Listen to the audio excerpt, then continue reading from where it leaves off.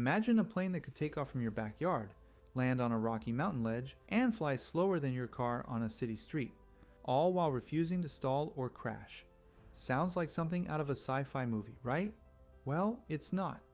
Meet the Helio Courier, the flying machine that defied physics and pushed the boundaries of aviation.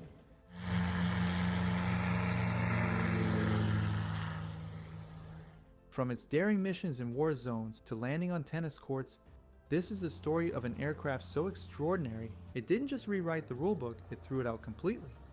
In this video, we'll take you behind the scenes of the Helio Courier's incredible journey, from its groundbreaking design to its role in life-saving missions and daring military operations.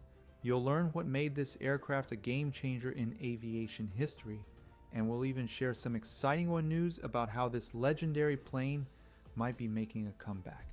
Stay with us until the end to hear about the intriguing efforts underway to bring the Helio Courier back into the skies.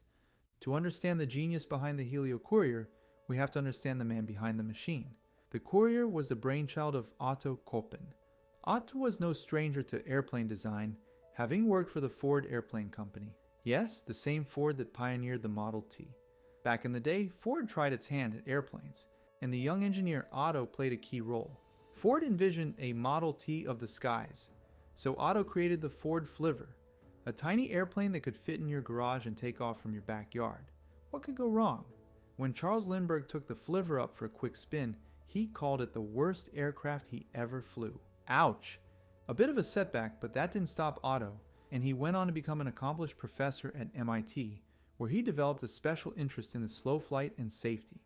And that's really where the story of the Helio Courier begins. Like the Flivver, Otto wanted to create an airplane that anyone could fly, an airplane that was incredibly safe, and most importantly, an airplane that didn't need a massive runway to take off or land, or any runway for that matter. To kick things off, Otto teamed up with another professor from Harvard, Lynn Bollinger. Together, they bought a Piper Vagabond and it went straight to the chop shop where it would undergo a complete makeover. For starters, the wings were shortened. Then, full span slats were added to the front of the wings. Then, full-length flaps were added to the trailing edge. The landing gear was much taller and moved forward in the fuselage. A belt reduction allowed its small 4-cylinder engine to spin a massive 9-foot propeller, generating massive amounts of thrust for such a small plane. Their goal was simple: create a plane that could take off from just about anywhere. They tested their odd-looking plane in all sorts of unconventional places, including a tennis court at Harvard University. Let that sink in for a moment. And thus the helioplane was born, which laid the foundation of the Courier we know today. The helioplane was stall-proof and spin-proof. That's like inventing a car that can't crash. Driven by Lynn's business acumen, the helioplane was marketed as the plane to have in every garage. It was also heavily pitched to business executives who could fly directly from their office parking to golf courses.